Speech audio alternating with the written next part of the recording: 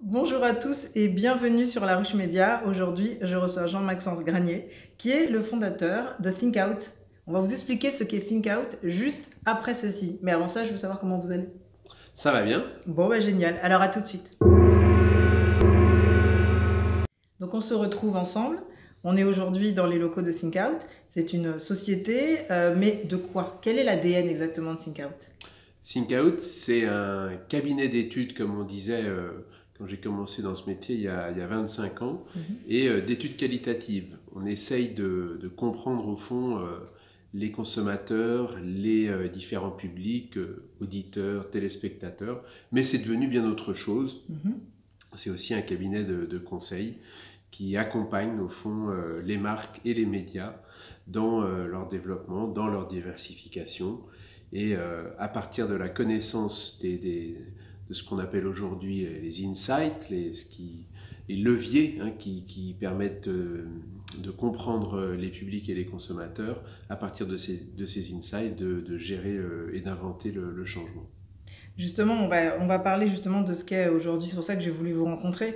Il y a véritablement des changements de la part des consommateurs. Ceux qui regardent la télévision la regardent aujourd'hui ailleurs, sur d'autres supports. Votre métier, c'est de faire aussi véhiculer des messages.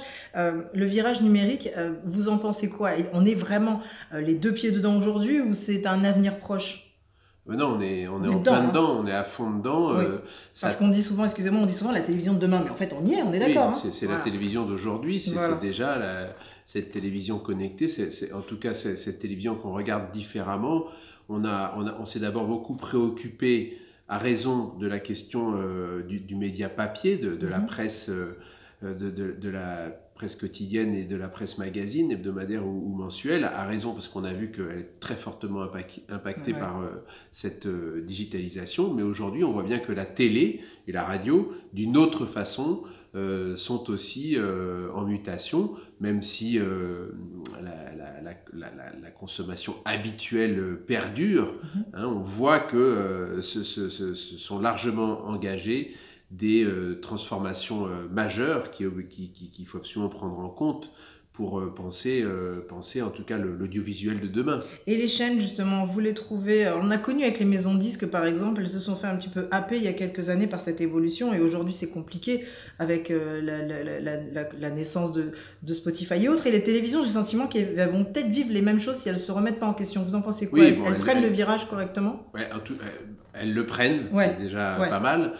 C'est parce que c'est toujours plus facile d'être un acteur nouveau et de jouer avec de nouvelles règles que d'être un acteur, comment dire, lesté de tout un passé, de toute une légitimité, mais aussi de modes de production qui sont hérités d'un dispositif qui est caduque. Hein, la location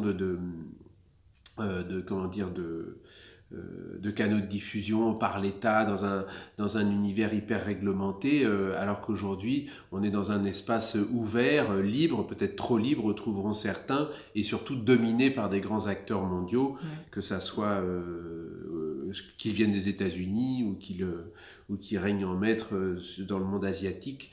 Voilà, et donc les règles du jeu sont complètement transformées, peut-être faussées aussi quelquefois. Parce que la télé joue une partie avec des règles que ces nouveaux concurrents n'ont pas à suivre, Oui. ces problèmes régulation-dérégulation, et voilà, et la transformation, elle est totale. Alors, elle se fait lentement parce il y a des habitudes, elles perdurent dans le temps, et puis Malgré tout, on a hein. une pyramide des âges qui est ce qu'elle est, Oui. évidemment, mais elle est, comme disent les gens savants, paradigmatique, c'est-à-dire que c'est pas simplement une question de degré ou d'intensité, c'est un modèle qui est en train de se De se transformer, transformer. d'où toutes ces discussions qui ont Oui. trait à l'audiovisuel public, Et mais d'ailleurs, aussi à voilà. l'audiovisuel en Et général. d'ailleurs, qu'est-ce que vous pensez de cette envie du président de la République, Emmanuel Macron, de réformer réellement le service public? Je pense qu'il il a raison, je serais un peu moins sévère que d'autres, je dirais continuer à réformer, puisque ce service a déjà bougé et ne l'a pas attendu, notre jeune président, pour prendre ce tournant du digital, mais il a raison de pousser les feux, Oui. parce que c'est un enjeu majeur. Oui, Voilà. pour pas disparaître.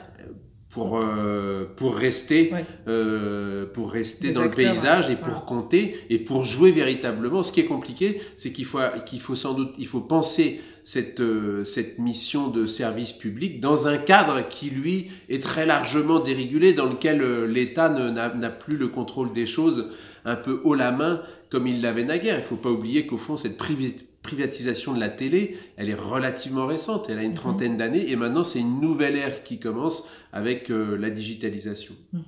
Alors, Think Out, vous parliez des mots tout à l'heure et des mots savants, c'est aussi une société qui s'intéresse aux mots parce que, faut le dire, vous êtes sémiologue et c'est quelque chose qui compte pour vous. À quel point les mots ont de la place dans les campagnes, dans ce que vous proposez à vos clients? Alors, nous, les mots, ils sont importants d'abord parce qu'on essaye d'écouter, d'entendre ce que prononce justement le grand public, les différents publics de nos clients, les consommateurs, les citoyens, et on est d'abord attentif à cette parole-là, c'est-à-dire cette parole issue de l'espace social et qu'on s'attache à recueillir et analyser de manière fine. Donc on s'intéresse au discours au fond de tout un chacun tel qu'il est confronté aux marques et aux médias. Et puis effectivement, une part de notre métier, c'est de guider ces marques ou ces médias dans le choix des mots, et derrière les mots, les idées, les thèmes, les tendances qui sont importantes aujourd'hui et auxquelles il faut savoir donner écho ou sur lesquelles s'appuyer pour justement communiquer. Donc là, il y a effectivement cette expertise-là. Il y a une tendance aussi qui est... alors, on a connu la publicité offensive et les messages un peu brutaux. Et là, aujourd'hui, on est plus dans raconter une histoire. Pour prendre un exemple, Éric Judor, maintenant, est arrêté dans la rue où on lui parle de cette publicité ERDF, où on raconte vraiment une histoire. Vous fonctionnez aussi comme ça? Vous essayez comme ça de faire passer des messages autrement parce que l'attention est différente. Notamment les jeunes ont une attention très réduite maintenant. Nous, on n'est pas une agence, donc on n'a pas la responsabilité finale d'un message, mais c'est vrai, en tout cas, il me semble que le digital, impose une réflexion sur la nature des messages et de la communication, et une évolution assez forte de ce point de vue-là. Bon, moi, le storytelling, le récit, ça fait quand même 15 000 ans que les êtres humains s'appuient dessus pour communiquer des choses importantes, donc on continue à le faire, ça ne m'étonne pas. Qu'on le fasse plus et davantage dans le champ du marketing. Le récit, c'est le mode de donation du réel standard pour l'être humain. Raconter une histoire, raconter son histoire. Il était une fois. Voilà, donc c'est la base, on a chacun une histoire à raconter, et comment dire, le récit, c'est au cœur de la communication humaine, donc c'est normal qu'il ressurgisse dans le champ du marketing, de la communication. Bon, maintenant, ce mot storytelling a fait florès à la mode, mais l'histoire, c'est au fond quelque chose d'intrinsèquement humain qui est là depuis toujours. C'est plutôt quel type de récit on peut raconter dans un monde qui est effectivement digitalisé. Je sais pas, on dit moins d'attention, les jeunes ont moins d'attention, mais en même temps, on souligne que les gens peuvent regarder dans un week-end 12 épisodes de la même série, ce qui fait 4 ou 5 heures d'écoute très attentive. Donc il faut relativiser ces grandes phrases. Voilà, on n'est peut-être pas attentif aux mêmes choses. En tout cas, ça mérite d'être creusé. Après, qui est dans la capacité à se fixer sur un objet, un texte, par exemple, ce qui était assez naturel naguère, que ce soit plus difficile aujourd'hui avec cette espèce de sursollicitation du digital. On est dans le monde de l'image maintenant, voilà, bien sûr.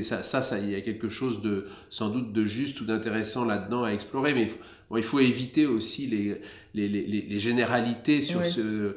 Voilà, quand on a tendance à souligner quand il y a des transformations qui s'exercent, à la fois des grandes promesses et des grandes inquiétudes. En général, il faut minorer les unes comme les autres. Voilà. D'accord. Donc, encore une fois, je répète, vous êtes sémiologue, et dans les médias, on a le sentiment qu'on fait appel beaucoup aux sémiologues aujourd'hui, qu'on a besoin de comprendre, on a besoin de pédagogie, j'ai l'impression vraiment aujourd'hui. Comment vous expliquez cette envie comme ça des Français de comprendre? Le sémioticien ou le sémiologue, il travaille sur les mots, mais sur les signes en général. Et on est une société qui produit de plus en plus de signes. Au fond, ça existait bien sûr avec les grands médias de masse qu'on connaît, mais c'est encore diffracté et amplifié encore plus par le monde digital, et donc il y a une recrudescence de la diffusion de toute une série de signes, et le sémioticien, il a une sorte d'expertise pour les interpréter, pas tellement les interpréter, parce que chacun de nous interprétons sans cesse tous les signes, mais pour comprendre comment ils sont produits et comment le sens advient. C'est ce que disait le père de la linguistique moderne. La sémiotique, c'est l'étude de la vie des signes dans la vie sociale. Et je pense qu'il y a une demande de compréhension de ce qui fait sens dans l'espace social, dans les médias, dans la publicité, mais aussi dans le discours politique, dans le discours artistique, dans la production d'œuvres. Et c'est à cet endroit-là que le sémioticien, modestement, peut essayer d'apporter une connaissance et une compétence sur la façon dont les discours, les codes, les signes s'organisent entre eux et produisent du sens. Voilà, c'est là qu'il intervient. Et au quotidien, dans Think Out, ça vous permet justement de travailler et d'appréhender vos clients et votre travail autrement ? Oui, je vous disais à l'instant qu'on réfléchissait beaucoup sur ce que nous disent les consommateurs ou les publics, et en regard de cela, on travaille aussi sur ce que produisent, ce que émettent les marques ou des publicités par exemple, ou les médias, des contenus éditoriaux de toutes sortes, et on fait un travail d'analyse, de comparaison en profondeur pour pouvoir faire des feedbacks, pour pouvoir effectivement comparer différents dispositifs de communication,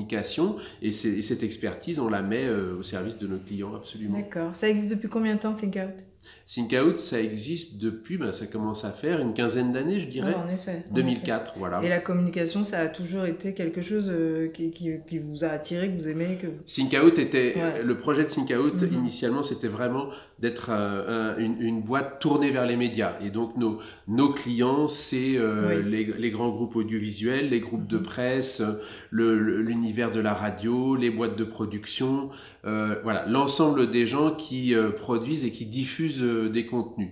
Et puis, aujourd'hui, on voit au fond qu'avec justement la digitalisation, cette frontière qui était très forte naguère entre médias et marques, elle a tendance à disparaître un peu. Les marques produisent elles-mêmes du discours, des contenus, et donc on travaille aussi beaucoup avec les marques pour boucler la boucle. Au fond, ce grand modèle, les marques se servent des médias pour communiquer à travers la publicité. Il a encore cours, mais il est largement, complété ou quelquefois contredit par ce qui se passe sur le digital et qui a changé un peu la règle du jeu. D'accord. Donc il y a un vrai chamboulement, il y a un vrai virage dans tous les sens et qui impacte tous les métiers, tous les corps de métier de... Oui, c'est toute la chaîne de valeur. La chaîne, voilà. C'est les règles même dans lesquelles on joue. Et donc ça touche à l'ensemble des médias, bien sûr les médias du papier, là on l'a vu avec par exemple le dépôt de bilan de l'Hebdo, qu'aujourd'hui c'est quand même très compliqué de proposer une offre papier classique standard, en tout cas dans lancer. Le modèle télévisuel et le modèle radiophonique, ils ont évidemment plein de potentialités, mais ils sont aussi soumis à ce rouleau compresseur au fond des nouvelles pratiques qui peu à peu transforment les choses, même si les pratiques standards plus anciennes demeurent. Et donc c'est un ensemble. Et puis le monde de la communication, cette société de communication dont on a parlé, là aussi les règles changent, mais ça fait déjà une bonne dizaine d'années. Et cet enjeu du digital est majeur. Simplement, ça va vite et le modèle n'est pas stable. À un moment, c'était beaucoup le web, ça a été les réseaux sociaux, l'apparition du mobile. Aujourd'hui, l'IA, la voix, il y a des sauts technologiques permanents qui bouleverse un peu à chaque fois la manière dont on se représente le futur. Ce qui n'empêche pas d'énormes acteurs d'éclore et d'occuper un poids stratégique énorme. Voilà, je pense aux GAFA. Aux GAFA, exactement, qui font partie de l'actualité en ce moment. D'ailleurs, je vais vous poser une petite question d'actualité. le ministre de l'économie a envie de faire en sorte que les GAFA remplissent leur rôle jusqu'au bout d'un point de vue fiscal. Non, mais c'est une évidence. Oui. Les GAFA, c'est la forme ultime de la multinationale et donc et d'une espèce de position, comment dire, complètement transcendante par rapport aux États, par rapport aux questions fiscales. Donc c'est une évidence.